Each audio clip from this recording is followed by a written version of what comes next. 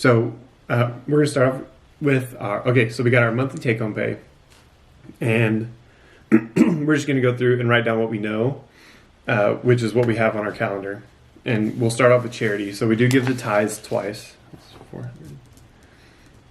400. And we do have a charity that we give to. It's a marriage boot camp. It's a thing that we went to, but we thought we wanted to help the cause. And so we give to that once a month. Then we do have to put back into our emergency fund. We had to dip into that because of the car. And I think it's 400. We have a $1,000 emergency fund for things like this. So when expenses supersede or our allocated envelope, I guess, we end up having to either pull from another envelope or go into the emergency fund. Going through, so we did charity. Emergency fund is considered a savings. For housing, we just have our mortgage, our rent, not mortgage yet, but we have our rent that we do. It's due every month. We have because we rent, we don't have a lot of the fees and things that come along with that, like dues or having to consider repairs and things like that. For the financial fast, I would definitely make sure that you have some kind of money put away, because 30 days in winter, even though it's probably not going to be too cold, but you still don't want to be up a creek. After that is utilities, so that'll be your bills, electricity, gas, water, trash, phone, internet, other. If you do have any other bills, that's where you're going to want to put them. It's kind of interesting for us. City of McKinney puts water and trash together, so we just lump it like that's the single bill we get. So we just stick it in one category. After that is, food. So you've got groceries or restaurants. In this month, we're putting 0 for restaurants because we've committed, and we're not going to put any, no safety net for trying to go out to eat or anything like that, which we suggest you to. Then that's going to take some effort on your part to do planning for your meals. So meal prepping on the weekends, trying to get a meal cooked during the week, something like that. After that's clothing. Unless you absolutely, you have hole in your shoes and that's the only pair of shoes you have, we're not going to put anything in there. That's more or less we've got to get, the kids are growing, so we need to get them something. No. Unless you have one of those emergency situations, we're going to put 0 in that. Transportation, this is another part of the clothing. Okay, clothing is technically considered one of the 4 walls because you want to make sure you have money for clothes when they do wear out. But for this specifically, it's right after Christmas, right? So everybody should have clothes. If not, like I said, just prepare for it. Transportation, gas, oil, tires, things like that. Normally, you would want to consider that if you have a car payment. No, car payments are going to go to debt. So in this one, we're just going to categorize utilize the gas and oil, which essentially that's getting to and from work. If you do have an oil change coming up, make sure that you budget for that. But that's times 4 though, isn't it? And again, for the monthly, we got to make sure and multiply it times 2 if you get paid twice a month. But for us, it's 4 because we get paid 4 times a month. Medications, if you have anything that's a medical need, if you have some kind of disability or a particular diagnosis that you have to have medication for, you're going to want to put that in there because, health stuff. So for us, we do vitamins and things like that.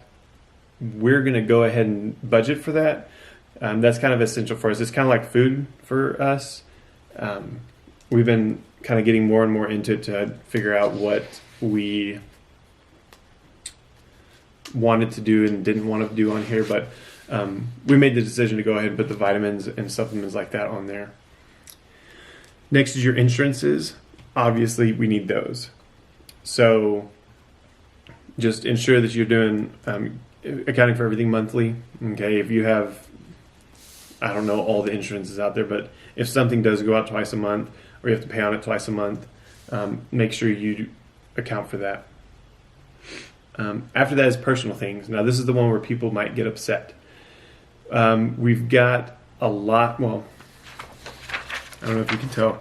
This is what, for our sheet, has for personal stuff. Let me read a couple off of them. Childcare or a sitter. Obviously, you're going to want to account for that.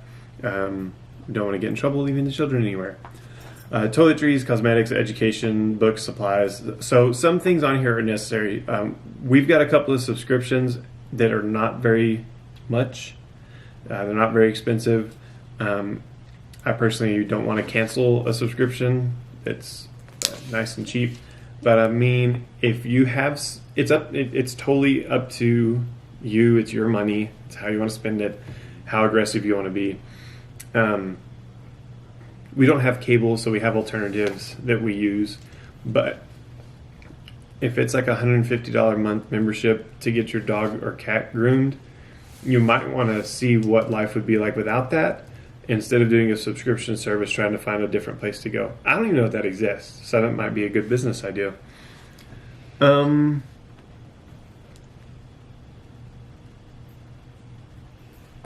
gym. Mm-hmm. So we do utilize the gym.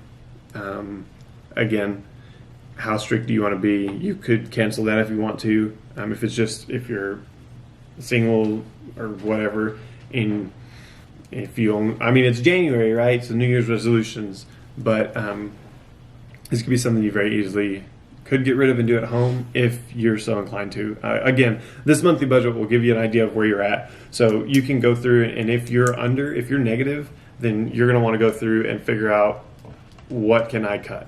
And those are going to be, most of that's going to be in your personal category. Pet supplies, we're going to do that. Yeah, so our dog needs food. She might be good for the month, but this is going to be emergency vet visits, any kind of medication for your animal, or food, right? So your dog can go with, or cat, hamster, whatever, turtle, can go without treats for a month. So that can be something you can cut out. Again, you're just going to want to budget to make sure that you're covered. If you're covered and you're going to roll something over, you have the option of, either rolling it over if you have an emergency next month, or that there's a huge vet visit coming up, or you can take what is left in your little envelope account, whatever you use, and throw that to debt or savings, whatever your next step is. Let's see. Okay, that pretty much covers personal. Recreation, entertainment, vacation, things like that. You may already have a vacation plan. If you do, cash flow it out, find out how much you need to save a month, and see if you can go this month without it. Next is debts, and so you're going to want to list all your debts out and all your debt payments right here for the month. Okay, so this is the section. There's a lot of examples in here, but mainly it's like credit cards, student loans. If you have like some kind of stored credit card, you're going to want to put that on there. Make sure you get your payments paid. Okay, so we can go through and we'll total this all up, and in the one we're using, we have percentages that for the categories, but you can do something like not related to that, and just get your sum total, and you get your sum total of your buckets, your envelopes, or whatever, and subtract that from your monthly payment. And so that'll help identify kind of where you sit for the month.